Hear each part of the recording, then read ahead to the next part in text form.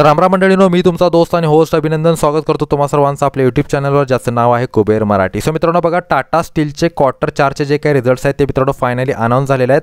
ह्या क्वार्टरमध्ये कंपनीने कशा पद्धतीने परफॉर्म केलेला आहे, एस्टिमेशनला ह्या कंपनीने बीट केलेला आहे अथवा नाही, ह्याविषयी आपण डिस्कशन करूया. सो सगळ्यात मोठी जी अनाउन्समेंट झाली मित्रांनो, ₹3.60 मित्रांनो कंपनीने डिव्हिडंड देण्याचं ह्या ठिकाणी डिक्लेअर केलेलं आहे.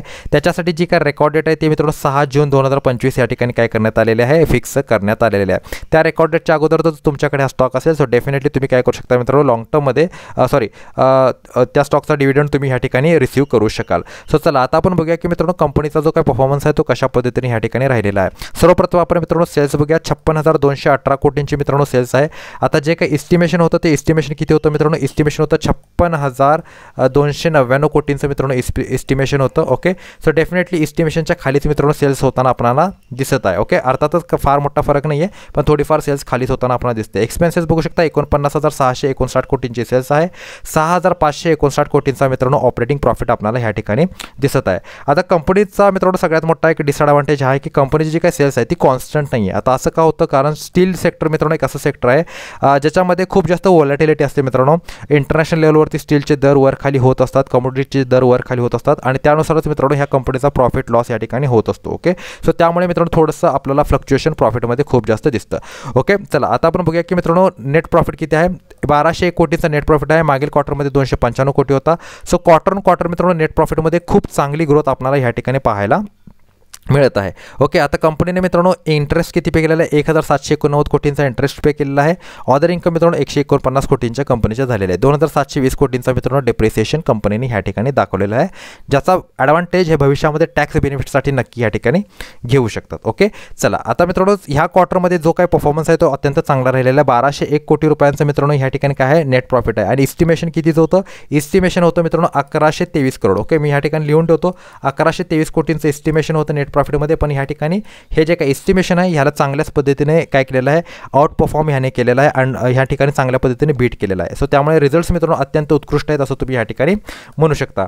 इयरली स्टेटमेंटचा मित्रांनो जर आपण विचार केला, तुम्ही बघू शकता सेल्स बघितली तर मागील वर्षापेक्षा मित्रांनो 2,18,543 कोटींची सेल्स आहे. मागील वर्षामध्ये मित्रांनो होती 2,29,171 कोटींची आणि त्याच्या मागील वर्षी होती मित्रांनो 2,43,353 कोटींची. सो इयर ऑन इयर मित्रांनो सेल्सचा जो काय आकडा आहे तो कोट्या ना कोटी आपल्याला घसरताना दिसतोय असं ह्या ठिकाणी स्पष्ट ह्या ठिकाणी आपल्याला दिसत आहे. गेल्या 4 वर्षापासून कंटिन्युअसली सेल्सचा आकडा घसरतोय. एक्सपेन्सेसचा मित्रांनो आकडा बघितला तर 1,93,244 कोटींचे एक्सपेन्सेस आहे. 25,298 कोटींच्या मित्रांनो काय आहेत ऑपरेटिंग प्रॉफिट आहेत आणि 8,413 कोटींचा मित्रांनो ह्या ठिकाणी काय आहे कंपनीला 3,174 कोटींचा मित्रांनो कंपनीला नेट प्रॉफिट आहे. मागील वर्षी मित्रांनो 4,910 कोटी रुपयांचा एक मेजर लॉस कंपनीने ह्या ठिकाणी केलेला होता. अर्थातच अद्याप ह्या सालमध्ये मित्रांनो तो लॉस ही कंपनी भरून काढू शकलेली नाही आहे, पण डेफिनेटली येत्या काही क्वार्टर्समध्ये हा लॉससुद्धा मित्रांनो काय करेल, कंपनी कव्हर करेल ह्याची काय एक्सपेक्टेशन आहे. आता ज्यावेळी तुम्ही अशा पद्धतीच्या स्टील सेक्टरच्या किंवा कमोडिटी सेक्टरच्या स्टॉक्समध्ये इन्व्हेस्टमेंट करता, एक गोष्ट नेहमी लक्षात ठेवा, शक्यतो इन्व्हेस्टमेंट मित्रांनो अत्यंत बॉटमला तुम्हाला करावी लागेल. ओके, हायवरती तुम्ही इन्व्हेस्टमेंट करू शकत नाही, कारण कमोडिटीची मित्रांनो जी डिमांड असते ती वर खाली होत असते खूप जास्त आणि त्यामुळे ह्याचा इम्पॅक्ट ह्या स्टॉकवर होत असतो. त्यामुळे तुम्ही बघू शकता प्रॉफिट ग्रोथ म्हणा, सेल्स ग्रोथ म्हणा ह्या ठिकाणी कॉन्स्टंट नाही आहे. 10 वर्षात फक्त 11% प्रॉफिट ग्रोथ आणि 5 वर्षांची सेल्स ग्रोथ आहे मित्रांनो. ओके, सो टेक्निकली जर मित्रांनो विचार केला सो लॉंग टर्मला मी असे स्टॉक रेकमेंड करत नाही. जर लॉंग टर्मला तुम्हाला हा स्टॉक घ्यायचाच असेल तेव्हा घ्या ज्या वेळेला ह्याच्यामध्ये मोठी करेक्शन असते, म्हणजे 40%, 50% अशी करेक्शन तुम्हाला पाहायला मिळेल. सो ह्या ठिकाणी तुम्ही बघू शकता पास्टमध्ये आपल्याला अशा करेक्शन्स बऱ्याच वेळेला मित्रांनो पाहायला मिळाले. इथे 40% करेक्शन पाहायला मिळालेले आहे. ओके, ह्या ठिकाणी तुम्ही बघू शकता किती टक्क्याची करेक्शन आपल्याला पाहायला मिळालेले आहेत, लगभग 30% करेक्शन आपल्याला पाहायला मिळालेले आहे. सो अशा करेक्शनमध्ये कमोडिटी रिलेटेड जे काही स्टॉक्स आहेत त्याच्यामध्ये तुम्ही काय केली पाहिजे मित्रांनो, इन्व्हेस्टमेंट केली पाहिजे.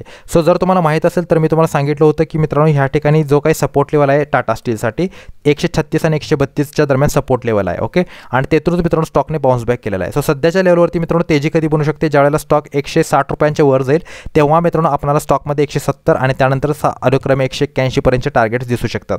पण अद्याप तुम्ही बाय करण्याची मित्रांनो घाई करू नका, कारण जो काही क्वार्टरली रिझल्टचा इम्पॅक्ट आहे तो आता संपलेला आहे. येथून मित्रांनो प्रॉफिट बुकिंग चालू होईल. जर पुन्हा एकदा स्टॉक तुम्हाला 136 130च्या लेवलला मिळाला तर त्या ठिकाणी तुम्ही काय करू शकता, इन्व्हेस्टमेंट करू शकता. सध्या इन्व्हेस्टमेंट करण्याची घाई बिलकुल सुद्धा करू नका. सो आशा करतो हा व्हिडिओ तुम्हाला आवडला असेल. व्हिडिओ आवडला असेल तर व्हिडिओला लाईक करा, शेअर करा, चॅनलला सबस्क्राईब करा. भेटतो पुढील व्हिडिओमध्ये. तोपर्यंत good bye, take care and a good time. Thank you very much to all of you.